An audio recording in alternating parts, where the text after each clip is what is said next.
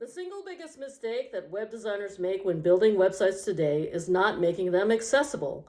And what is accessibility?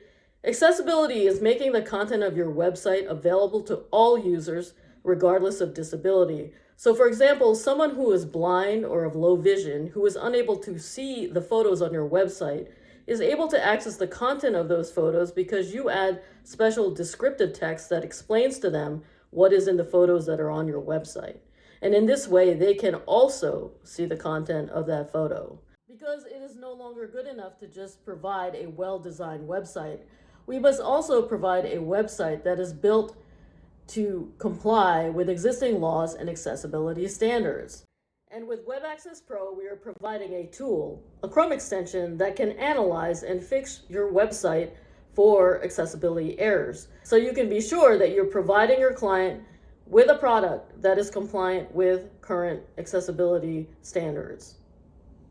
And the great thing is we are going to provide special promotional pricing for those who sign up pre-launch today. And one of you will win a free lifetime license when we launch. So be sure to enter your information below and be a part of a special group of people who will get not only special pricing, but possibly win a free lifetime license. Presented by Designers Learn Code.